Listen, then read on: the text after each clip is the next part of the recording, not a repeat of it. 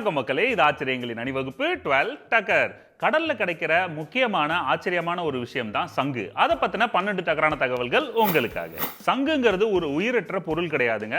சங்குங்கிறது கடலுக்கு அடியில் இருக்கிற ஒரு வகை நத்தை, அப்புறம் கிளிஞ்சல் பூச்சி இப்படின்னு நிறைய உயிரினத்தோட ஓடுதான். அப்ப சங்குக்கு உயிர் இருக்கா?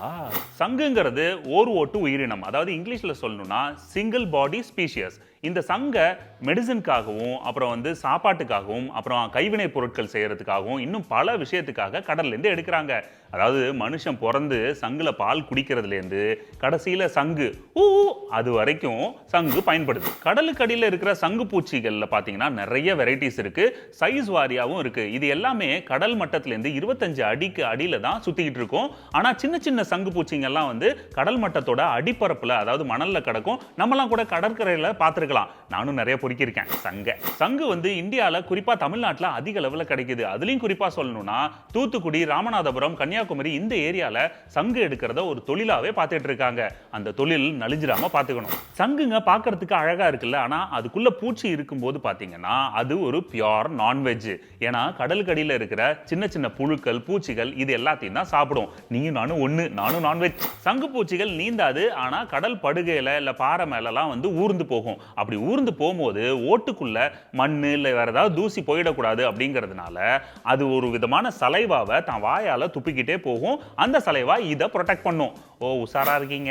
சங்குப்பூச்சியில ஆண் சங்குப்பூச்சியை விட பெண் சங்குப்பூச்சிகள் சைஸ்லயும் சரி வெயிட்லயும் சரி அதிகமா இருக்கும், டாமினன்டாவும் இருக்கும். இப்போ அதுல நிறைய வெரைட்டிஸ் இருந்தாலுமே எவ்வளவு சைஸ்ல ஆண் சங்குப்பூச்சி இருக்கோ அதை விட 10% 20% பெண் சங்குப்பூச்சிகள் அதிகமா இருக்கும்.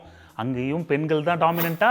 சங்குப்பூச்சிகள் ஜனவரியிலேருந்து மார்ச் வரைக்கும் இனப்பெருக்கம் பண்ணும். இனப்பெருக்கம் முடிஞ்சு பெண் சங்குப்பூச்சிகள் முட்டை போடும். அந்த முட்டைக்கு பேரு எக் மாஸ். எக் பொடி மாஸ் இல்ல, எக் மாஸ். அந்த முட்டைகளை தன்னோட ஓட்டுக்குள்ள வச்சு பாதுகாத்து குஞ்சு பொரிக்குங்க பெண் சங்குப்பூச்சிகள். அந்த காலகட்டத்தில எல்லாம் வாட்ச் எல்லாம் கிடையாதுன்றதுனால பெரிய வகை சங்க காமனா ஒரு பிளேஸ்ல நின்று ஊதுவாங்க, நமக்கு டைம் அறிவிக்கிறதுக்கு. ஊர் சைட்ல எல்லாம் நானும் பார்த்திருக்கேன். ஆனா இப்பெல்லாம் பாத்தீங்கன்னா கோவில்கள்ல இன்னும் சில விசேஷங்கள்லாம் சங்கு முழங்கி தான் விசேஷத்தை கொண்டாடுறாங்க. சங்கே முழங்கு. சங்க அலங்கார பொருட்களுக்கு மட்டும் இல்லாம மெடிசனாவும் யூஸ் பண்றாங்க. குறிப்பா அந்த சங்கு புஷ்பம் செஞ்சு அதை குழந்தைங்களுக்கு டான்சலுக்கு மருந்தா கொடுக்குறாங்க. அதுவும் இல்லாம இதுல கால்சியம் அதிகமா இருக்கிறதுனால கால்சியம் டேப்லெட் செய்யறதுக்கும் தயார் பண்றாங்க. சூப்பர்ல.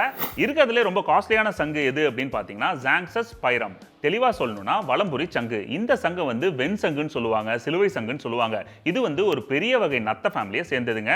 இதால நிறைய நன்மை கிடைக்கிறதுனால நிறைய பேர் இதை வீட்டில் வச்சு பூஜை பண்றாங்க. சங்குகள்ல வலம்புரி சங்கு மட்டும் இல்லைங்க, எடம்புரி சங்கு, பாஞ்சஜன்யம்னு 80 வெரைட்டிஸ் ஆஃப் சங்குங்க இருக்குங்க. அந்த காலகட்டத்தில் 80யும் நம்ம யூஸ் பண்ணியிருக்கோம் ஒவ்வொரு விஷயத்துக்கு. ஆனா இப்பெல்லாம் வலம்புரி பார்க்கறதே கஷ்டம், மற்றதெல்லாம் ஓகே. ஓகே மக்களே, மீண்டும் சந்திப்போம். இது ஆச்சரியங்களின் அணிவகுப்பு 12 டக்கர் வித் மீ, உங்கள் துரைராஜ் ஜெயசீலன்.